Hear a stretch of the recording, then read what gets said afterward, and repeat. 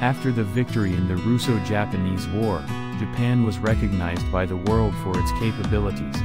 In 1911, Japan succeeded in completely eliminating unequal treaties with Western countries, which had long been a challenge. This meant that Japan was the first non-Western country to be recognized as an equal nation by the West. In 1910, Korea was annexed and made a territory of Japan. This still causes many problems between Korea and Japan. In today's sense, it would certainly be said that Japan was at fault, but at that time, we were in the midst of imperialism.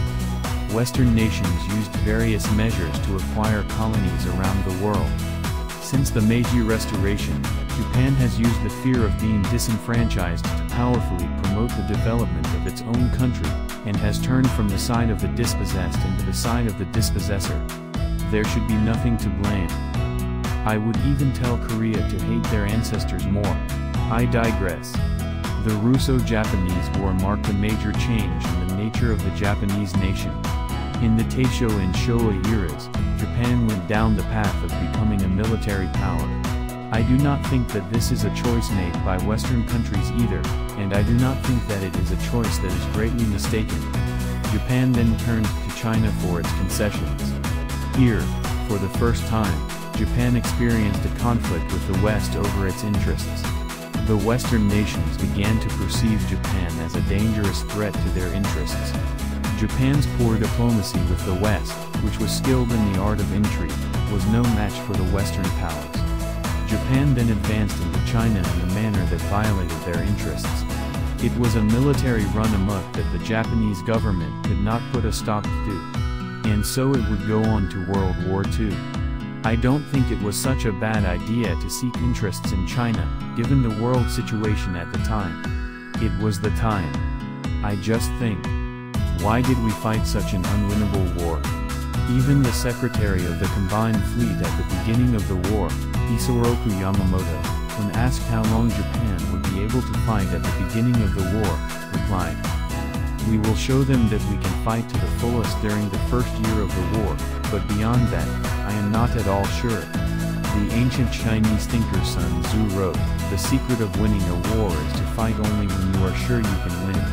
Nobunaga Oda, a famous Japanese warlord, started his unification of Japan by defeating 10 times as many enemies at the Battle of Okayazama. Nobunaga's greatness was that the Battle of Okayazama was the only battle in which he fought with a small force of soldiers. In the battles that followed, he always challenged the enemy with several times more troops than the enemy. He is not drowning in past successes. It seems as if Showa officers were drowning in the success of the Russo-Japanese War. However, the leaders at the time of the Russo-Japanese War were well aware of the gambling nature of the war and were keenly aware of the need to bring about peace while the odds were in their favor.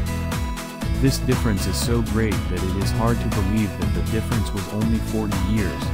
However, had Japan not fought and lost World War II, Southeast Asia and Africa might still be European colonies. That is how significant it was for Japan to have beaten the British to a pulp in Southeast Asia at the beginning of the war. In this article, we would like to focus on this military issue of the Showa period, focusing on the society, politicians, and military personnel of the time.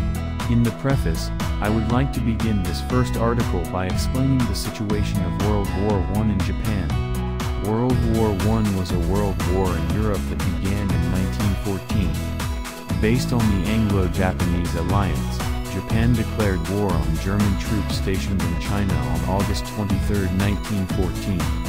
Germany had leased land in the Shandong Peninsula, and Japan planned to seize German interests in China while Europe was at war.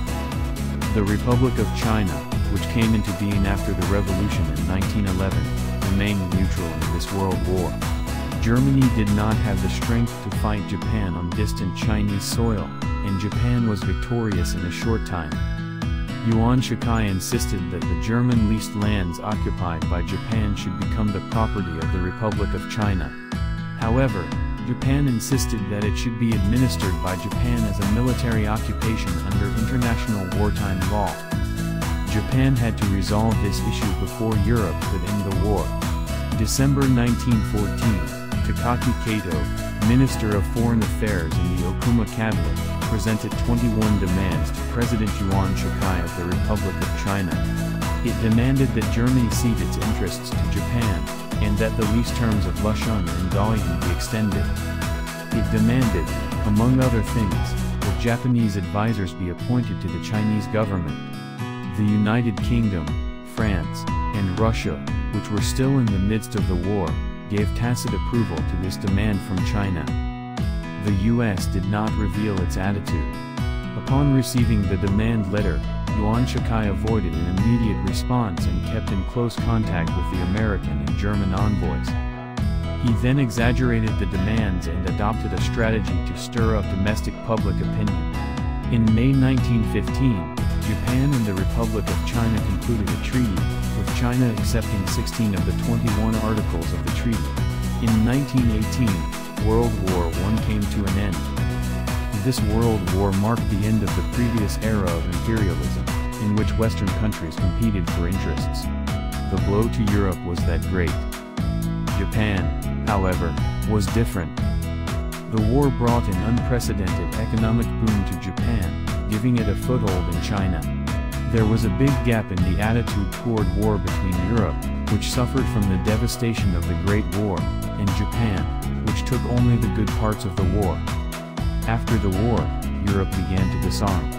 Japan wanted to expand its military in order to increase its power, while Europe wanted to protect its vested interests and not engage in further conflict. In particular, countries with interests in China became very conscious of Japan. As a distant island nation, Japan was unable to grasp the defensive posture of the Western nations, that is, their willingness to maintain the status quo. The Western countries began to try to put shackles on Japan's inability to read the atmosphere. In the next issue, we will look at Japan's military movements in the 1920s and its relationship with China. If you enjoyed it, please subscribe to the channel and press the like button.